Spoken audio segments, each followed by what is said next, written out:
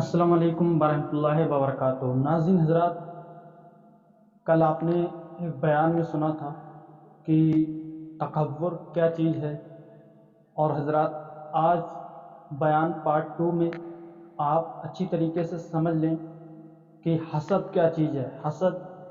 حسد ایک ایسا گناہ ہے کہ حسد کرنے والا اسے کبھی سکون نہیں مل سکتا۔ حسد کرنے والا ہوگا وہ کبھی سکون میں نہیں رہے گا۔ یہ ایک حسد کے گناہ کی ایک ایسی بیماری ہے کہ یہ بہت بڑا گناہ ہے۔ تو آئیے آج ہم حسد کے بارے میں جاننے والے ہیں بیان سے۔ مولانا شاکر نوری صاحب کا یہ بیان ہے، تو آئیے شروع کرتے ہیں بیان۔ بہت سارے مسلمان نماز پڑھنے کے باوجود بھی بے چین رہتے ہیں، جی تلاوت کرنے کے بعد بھی بے چین رہتے ہیں، درود شریف کی کثرت کرنے کے بعد بھی بے چین رہتے ہیں، جبکہ یہ سارے اعمال وہ ہیں کہ جب بندہ ان اعمال کو اختیار کرتا ہے تو اللہ رب العزت جل جلالہ سکون کی دولت عطا کرتا ہے۔ لیکن چونکہ ان اعمال کے ساتھ ساتھ اس بندے کے اندر ایک خرابی ہوتی ہے، جو خرابی اسے سکون سے محروم کر دیا کرتی ہے۔ اس کو میں ایک مثال کے ذریعے سمجھاؤں۔ ایئر کنڈیشن کا کام، پنکھے کا کام سکون پہنچانا ہی تو ہے، اسی لیے بنایا گیا۔ لیکن اگر پنکھے میں زور زور سے آواز بھی آتی ہو اور ہوا بھی آتی ہو تو آپ یہی کہیں گے بھئی بغیر پنکھے کے ہی ٹھیک ہے، تھوڑی گرمی تو برداشت کر لیں گے لیکن اس کی آواز ہمیں پریشان کرتی ہے۔ ایئر کنڈیشن سے ٹھنڈی ہوا بھی آ رہی ہو اور اس میں سے بھی زور زور کی آوازیں آتی ہوں تو آدمی یہی کہے گا بھیا ایئر کنڈیشن بند کر دو، اس کی آواز ہمارے سکون کو غارت کر دے۔ جی تو پتہ یہ چلا کہ راحت کی چیز بھی کسی سبب سے وہ تکلیف دہ بن جاتی ہے، یعنی تکلیف سے مراد یہ ہے کہ اس میں اگر کوئی چیز، بندے میں اگر کوئی چیز ایسی پیدا ہو جائے جس وجہ سے راحت کا سامان بھی اسے راحت نہ پہنچا سکے، ایسی چیزوں میں سے اللہ رب العزت جل جلالہ اور پیارے آقا صلی اللہ تعالی علیہ وسلم نے حسد کو فرمایا ہے۔ اور یہ حسد اتنی خطرناک بیماری ہے کہ جب آپ اس بیماری اور اس گناہ کے بارے میں سنیں گے تو آپ محسوس کریں گے کہ اللہ کے رسول صلی اللہ علیہ وسلم نے حسد کی کتنی مذمت فرمائی ہے اور حسد کے کتنے نقصان بتائے ہیں۔ جی سب سے پہلے تو آپ دیکھیں رحمت عالم صلی اللہ علیہ وسلم نے ارشاد فرمایا، یہ سنن ابی داؤد کی حدیث ہے، آقا کریم صلی اللہ علیہ وسلم فرماتے ایاکم والحسد فَإِنَّ الْحَسَدَ يَأْكُلُ الْحَسَنَاتِ كَمَا تَأْكُلُ النَّارُ الْحَطَبَ۔ رسول اعظم صلی اللہ علیہ وسلم فرماتے ہیں حسد سے دور رہو، جی کیونکہ حسد نیکیوں کو اس طرح کھا جاتا ہے جس طرح آگ لکڑی کو کھا جاتا ہے۔ جی حق بات۔ انگلش میں کہتے ہیں جیلسی۔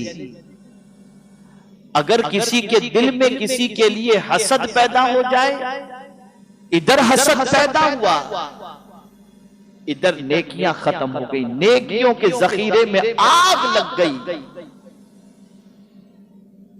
اور وہ ساری نیکیاں جل کر کے راکھ ہو گئیں۔ اب آپ کے پاس نیکی کا کوئی بھی سامان موجود نہیں رہا۔ اس لیے رحمت عالم صلی اللہ تعالی علیہ وسلم نے حسد سے بچنے کے حوالے سے ارشاد فرمایا۔ اب آپ دیکھیں کہ ایک بندہ نیکیاں جمع کرنے میں کتنی محنت کرتا ہے، 5 وقتہ نماز وہ پڑھتا ہے، صبح جلدی اٹھتا ہے، دوپہر میں کاروبار چھوڑ کر کے عبادت میں مصروف ہو جاتا ہے، تلاوت کرتا ہے، سب کچھ کرتا ہے، لیکن جہاں دل کے اندر حسد پیدا ہوا ساری کمائی برباد ہو گئی، ساری محنت برباد ہو گئی۔ اب آپ میں سے کوئی شاید یہ سوچتا ہو کہ حسد کہتے کسے ہیں، ڈیفینیشن اس کی کیا ہے، تعریف کیا ہے؟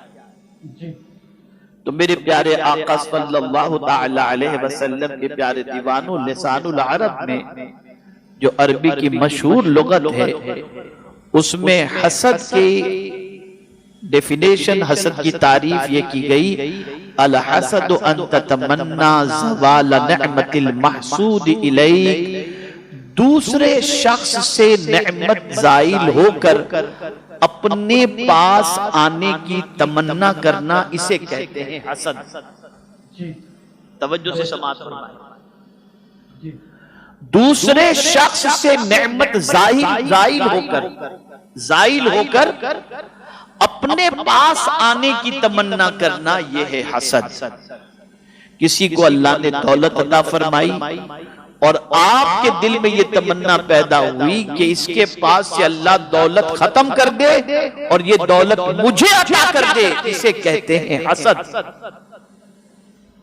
اسے کہتے ہیں حسد۔ لیکن اگر کوئی شخص یہ تمنا کرے کہ مولا تو نے اسے دولت عطا فرمائی، مجھے بھی اس طرح عطا فرما، یہ حسد نہیں، یہ حسد نہیں ہے۔ حسد اس کو کہتے ہیں کہ مولا اس سے یہ نعمتیں ختم کر دے اور مجھے یہ نعمتیں عطا کر دے، اسے کہتے ہیں حسد۔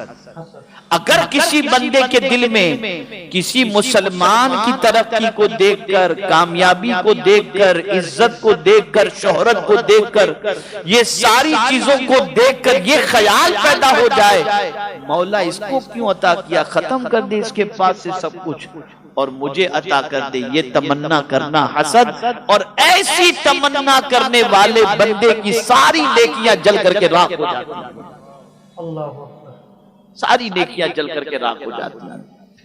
میرے پیارے آقا صلی اللہ تعالی علیہ وسلم کے پیارے دیوانوں، تو یاد رکھیں حسد بہت سخت ترین مرض ہے اور بہت سخت ترین بیماری ہے، اور اگر یہ میں کہوں تو غلط نہ ہوگا کہ اس وقت امت مسلمہ میں الا ماشاءاللہ شاید ہی کوئی ہوگا جو کسی مسلمان کا بھلا دیکھ کر کے خوش ہوتا ہوگا، بلکہ ہر مسلمان کی یہ پوزیشن نظر آتی ہے، کسی کو اچھا دیکھا تو تمنا کرتا ہے اس کو اچھا کیوں، جلدی سے ختم ہو جائے تو اچھا ہے، یہ تمنا الا ماشاءاللہ زیادہ تر لوگوں کے دلوں کے اندر پیدا ہوتی۔ یاد رکھیں میرے پیارے آقا صلی اللہ علیہ وسلم کے پیارے دیوانوں، اپنی نیکیوں کو ضائع ہونے سے بچانا ہو تو حسد سے بچنے کی ضرور بھی ضرور کوشش کریں۔ حضرت ملا علی قاری علیہ رحمت والرضوان نے اس حدیث کی تشریح کرتے ہوئے فرمایا، تم مال اور دنیاوی عزت و شہرت میں کسی سے حسد کرنے سے بچو، مال اور دنیاوی عزت و شہرت میں کسی سے حسد کرنے سے بچو، کیونکہ حسد کی وجہ سے ایسے گناہ کر بیٹھتا ہے جو اس کی نیکیوں کو اس طرح مٹا دیتے ہیں جیسے آگ لکڑی کو۔ اب کیسے گناہ وہ کرتا ہے؟ آپ کے دل میں کسی کی ترقی سے جلن ہے، کسی کے مالدار ہونے سے جلن ہے، تو پہلا کام آپ یہ کریں گے کہ اس کی غیبت شروع کر دیں گے۔ ارے تم کو معلوم یہ پیسے کہاں سے آئے، تم کو معلوم ہے دولت مند کیسے بنا، تم کو معلوم ہے اس نے کہاں سے پیسے کمائے۔ بس انسان غیبت شروع کر دیتا ہے اور اس طرح سے اس کی غیبت کرنے سے مولا کی عطا رکتی تو نہیں ہے، لیکن غیبت کرنے والا غیبت کر کے اپنی آخرت کو برباد کر دیتا ہے۔ تو میرے پیارے آقا صلی اللہ تعالی علیہ وسلم کے پیارے دیوانوں، حسد سے اپنے آپ کو بچاؤ۔ آپ نماز پڑھتے ہیں، ہم نماز پڑھتے ہیں، روزہ رکھتے ہیں، جو کچھ بھی اللہ توفیق دیتا ہے عبادت و ریاضت کرنے کی کوشش کرتے ہیں، اور ہمارا منشا یہ ہوتا ہے کہ اللہ عز و جل آقائے کریم صلی اللہ علیہ وسلم کا ساتھ دنیا میں بھی عطا فرمائے اور آخرت میں بھی عطا فرمائے، یعنی ہم درود شریف پڑھ کر قرب مصطفیٰ صلی اللہ علیہ وسلم کی دولت حاصل دنیا میں بھی کریں اور کل بروز قیامت میں بھی کریں۔ لیکن اب آپ سوچیں کہ سرکار صلی اللہ علیہ وسلم نے کس کو اپنی سوسائٹی سے نکال کر باہر پھینک دیا، کس عمل کی بنیاد پر اپنی سوسائٹی سے نکال کر حضور نے باہر پھینک دیا، اور سرکار نے فرمایا وہ میرا ہے ہی نہیں۔ اب جسے حضور اپنا نہ بنائیں اسے دنیا کہاں سے اپنا بنا سکتی ہے؟ حضور تو پتھر کو اپنا بنا لے تو دنیا پتھر کو بھی اپنا بنا لیتی ہے۔ حجر اسود کو حضور نے اپنا بنا لیا، دنیا نے حجر اسود کو اپنا بنا لیا۔ جبل احد کو رسول اعظم نے اپنا بنا لیا، دنیا نے جبل احد سے محبت کرنی شروع کر دی۔ استوان حنانہ کو حضور نے اپنا بنا لیا، دنیا نے استوان حنانہ سے محبت شروع کر دی۔ ریاض الجنہ کو حضور نے اپنا بنا دیا، لوگ وہاں 2 رکعت پڑھنے کے لیے بے چین نظر آتے ہیں۔ تو جسے حضور اپنا بنا لے دنیا اسے اپنا بنا لیتی ہے، اور جسے حضور ٹھکرا دے اسے دنیا اپنانے کے لیے تیار نہیں ہوتی۔ اب دیکھیں وہ کون سی چیز ہے جس کی وجہ سے رحمت عالم صلی اللہ علیہ وسلم نے اپنی سوسائٹی سے نکال کر کے اسے باہر پھینک دیا اور فرمایا وہ میرا ہے ہی نہیں۔ تو آقا کریم صلی اللہ تعالی علیہ وسلم نے 4 چیزوں کا ذکر فرمایا۔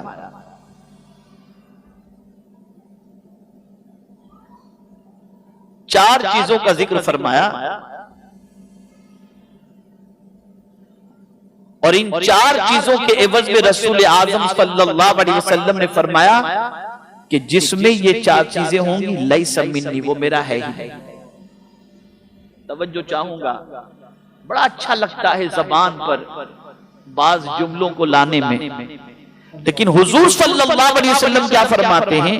مجمع الزوائد میں ہے لیس منی ذو حسد ولا نمیمت ولا کہانت ولا انا منہ۔ آقا کریم صلی اللہ تعالی علیہ وسلم فرماتے ہیں حسد کرنے والا، حسد کی ڈیفینیشن سمجھ گئے؟ کسی کو اللہ نے مال، عزت، شہرت عطا کی ہے تو اس چیز کے بارے میں زوال کی تمنا رکھنا اور اس کا خود کے لیے ملنے کی تمنا رکھنا، یہ ہے حسد۔ اس لیے اللہ اگر کسی کو مال و دولت، عزت و شہرت دے تو اس کے زوال کی تمنا مت کرو، یہ اللہ سے دعا کرو مولا تو نے اسے بھی عطا فرمایا مجھے بھی عطا فرما، یہ حسد نہیں ہے۔ لیکن اس سے اللہ چھین لے یہ تمنا کرنا حسد ہے۔ تو رسول اعظم صلی اللہ علیہ وسلم فرماتے ہیں حسد کرنے والے، چگلی کھانے والے اور کاہن، اٹکل پچو جو کہتے ہیں نا، کاہن کسے کہتے ہیں؟ جو اٹکل کچھ بھی ٹھوکم ٹھاک کرتے رہتے ہیں اور آدمی ان کی باتوں کو مانتا رہتا ہے۔ بہت سارے تمہیں کیا بتاؤں، ایسے لوگ بھی ہوتے ہیں کہ جا یہ لوٹری خریدنے تجھے لگ جائے گی، اور پھر لگ گئی تو بابا بڑے پہنچے ہوئے ہیں۔ یہ عجیب سچویشن ہے۔ تو یہ چیز اگر کسی کے اندر ہے اور کوئی یہ کام کر رہا ہے، دیکھیے استخارہ الگ چیز ہے۔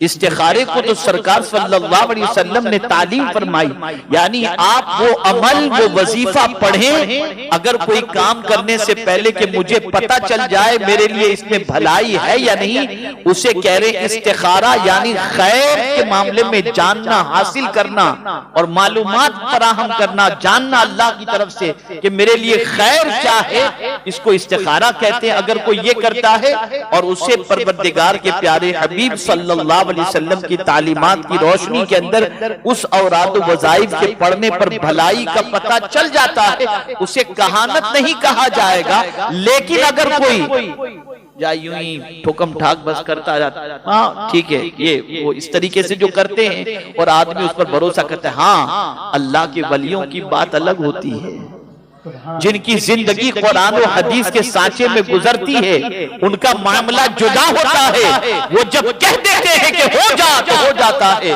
اسی لیے اعلیٰ حضرت نے سرکار کے بارے میں کہا، وہ زبان جس کو سب کن کی کنجی کہیں، اس کی نافذ حکومت پہ لاکھوں سلام۔ تو کہانت یہ غلط چیز ہے، یہ الگ چیز ہے۔ تو سرکار صلی اللہ علیہ وسلم نے فرمایا، حسد کرنے والے اور چگلی کرنے والے۔ چگلی کیا مطلب؟ چگلی سمجھتے ہیں؟ میں چگلی سمجھا دوں۔ چگلی کہتے ہیں، آپ سے ملا تو آپ کی تعریف، مجھ سے ملا تو میری تعریف، آپ کی میرے خلاف، میری آپ کے خلاف۔ دو منہ والی بات جو ہوتی ہے نا، آپ سے ملا تو میرے خلاف، مجھ سے ملا تو آپ کے خلاف، اسے چگلی۔ سرکار فرماتے وہ بندہ میرا ہے ہی نہیں، ایسا شخص میرا ہے ہی نہیں۔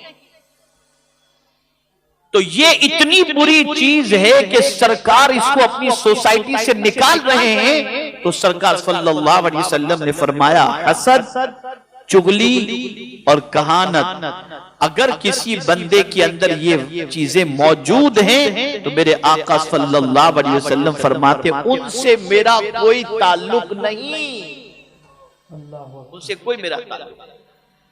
تو حسد سے بھی بچو، چگلی سے بھی بچو، کہ رسول گرامی وقار صلی اللہ تعالی علیہ وسلم نے اس سے بچنے کے حوالے سے ارشاد فرمایا۔